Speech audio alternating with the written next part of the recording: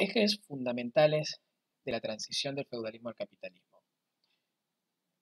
En realidad, de la transición al capitalismo en general, también incluso si se tratara de el modo de producción tributario, si, si tomamos como válida esta categoría.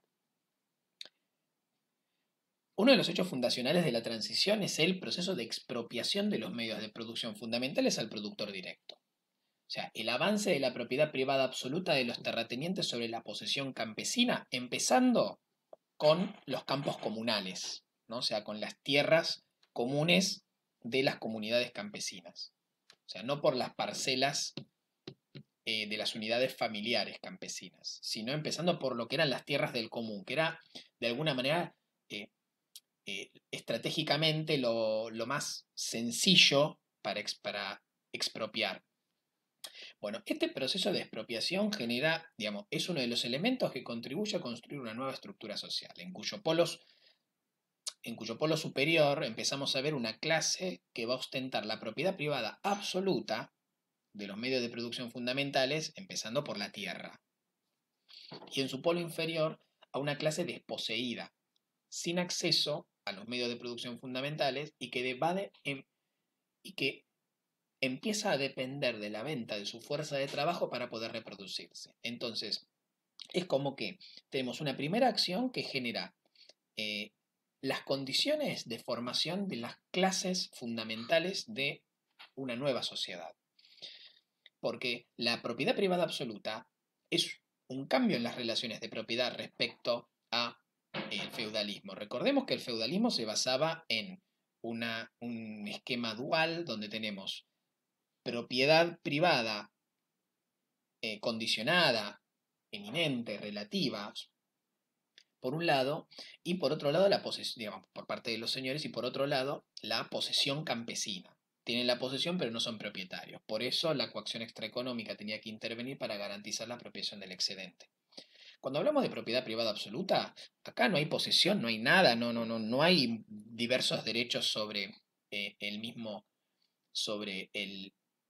mismo bien o medio de producción. No.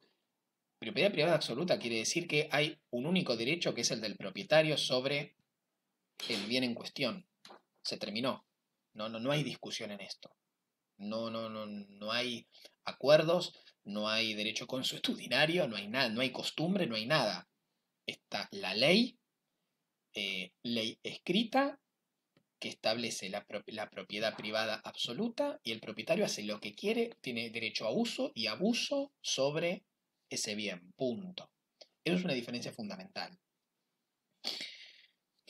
Y del otro lado vamos a tener una masa de desposeídos que, bueno, lo único que va a tener es su fuerza de trabajo para poder reproducirse. Eso no quiere decir que se van a volcar automáticamente a las fábricas, porque tampoco existe un sistema de fábrica para que esta reserva de fuerza de trabajo súbita fuera absorbida. No es tan automático.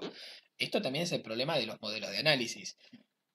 Generan la sensación de que es un proceso que se da de manera acelerada en poco tiempo. No, esto es un proceso prolongado, pero estas son sus bases. Bueno, complementario de este primer eje, aunque insisto, no automático, el proceso de proletarización. O sea, esta masa desposeída comienza a convertirse en una clase trabajadora asalariada. Empieza a ser absorbida por nuevas relaciones asalariadas. O sea, ya sea por la desposesión total o por la reducción de su posesión a niveles que no permiten la reproducción autónoma, tenemos una masa de marginales por un lado y de campesinados minifundistas que se van a ir incorporando a la producción como trabajadores asalariados, en forma permanente o estacional, pero como asalariados. Esto significa que están apareciendo nuevas relaciones de producción, el trabajo asalariado libre.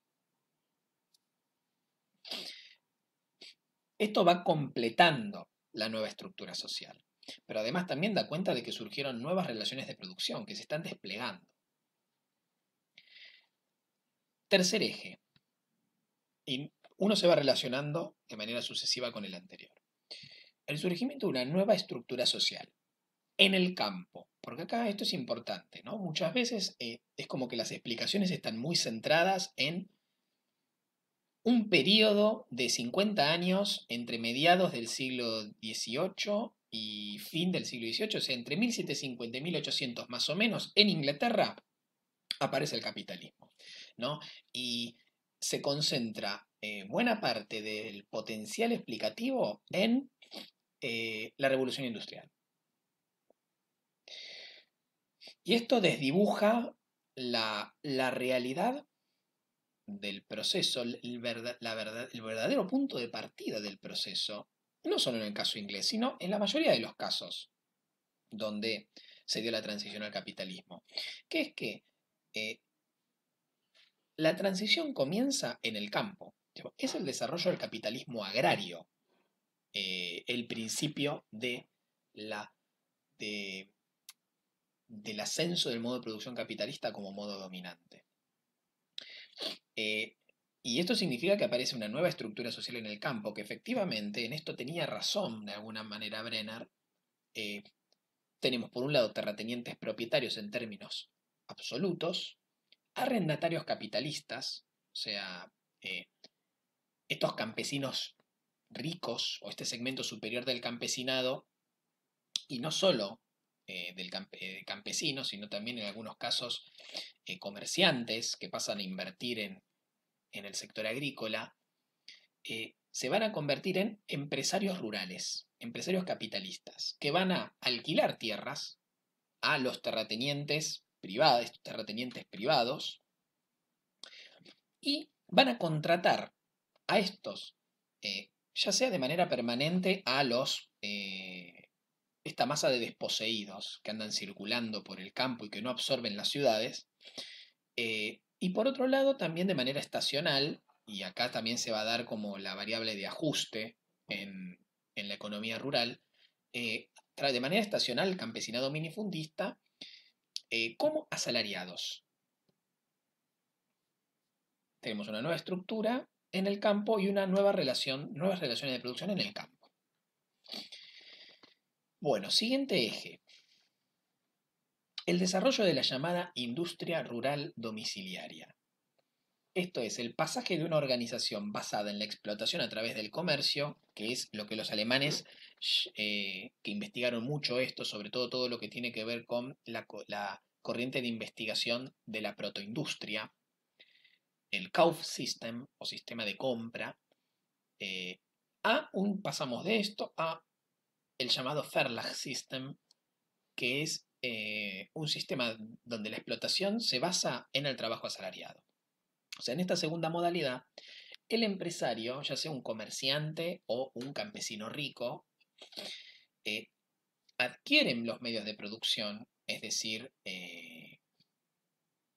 la rudimentaria maquinaria, las herramientas y la materia prima, y las pone a disposición de un artesano o un campesino, según el tipo de producción que quisiera emprender, para que produjera bienes para el mercado. El productor directo, por supuesto, iba a recibir un pago por este trabajo. En realidad va a recibir un pago por su fuerza de trabajo, porque ya, a diferencia de lo que pasaba en el Kaufsystem, ya no es que el comerciante le encarga a un artesano rural o un campesino que tiene los elementos que produjera un bien por el cual después le pagaba, teniendo la propiedad de los medios de producción, el artesano o campesino, sino que en este caso el comerciante o el campesino rico, ¿no? Este emprendedor, le está dando los medios de producción a el operario para que produzca un bien.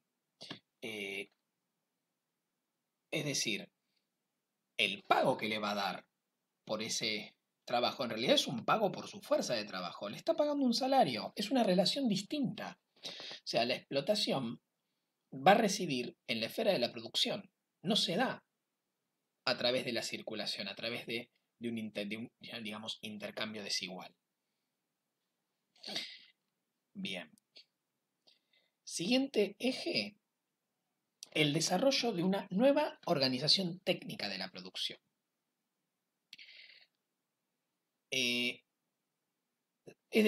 ¿Cuál es la consecuencia de esto? La ruptura de los niveles de productividad convencionales del feudalismo, pero se podría decir de cualquier sistema precapitalista. Los niveles de productividad rompen el ciclo precapitalista clásico o malthusiano, recuperado por los neomalthusianos, dando lugar a una economía basada en la oferta. O sea, la economía, por ejemplo, del feudalismo era una economía basada en la demanda. Se produce conforme la demanda de bienes. Y por otro lado, como bueno, ya dimos las características del ciclo económico malthusiano, ¿no? La brecha creciente entre la población y los recursos alimenticios, sobre todo. Bueno, hay una reorganización, sobre todo a nivel, una reorganización de los procesos de trabajo y a nivel técnico de la producción que rompen con esta dinámica. El primer lugar donde se va a dar va a ser en el sector agrícola. Y es parte de la llamada revolución agrícola, que es la introducción, en el caso inglés, inspirado en reformas o reestructuraciones en la zona de los Países Bajos, del llamado sistema Norfolk, que era un cambio en el sistema de rotación de manera tal de eliminar el periodo sin producción, digamos, el periodo en que se dejaba descansar la tierra, que era el llamado barbecho, y que donde además se practicaban cultivos que permitían que la tierra recuperara nutrientes y demás. Esto permite incrementar notablemente la productividad y romper la brecha entre la población y los recursos. Y también permite liberar fuerza de trabajo en el mundo rural. Y es el principio de una revolución demográfica donde la residencia de la población va a pasar a estar mayoritariamente en las ciudades. Finalmente, este capitalismo agrario que comienza en el sector agrícola va a tener el sector agrícola, pero ya estamos hablando del siglo XVII más o menos, va a tener su cierre definitivo con una reorganización de los procesos de trabajo y de las unidades de producción en la industria con la llamada revolución industrial, donde aparece el sistema de fábrica y la introducción del maquinismo. Lo que implica el pasaje de la cooperación simple característica del artesanado o de la simple manufactura a la llamada manufactura moderna, en los términos que Marx diera en el Capital. Bueno, hacemos un corte y pasamos a la última parte.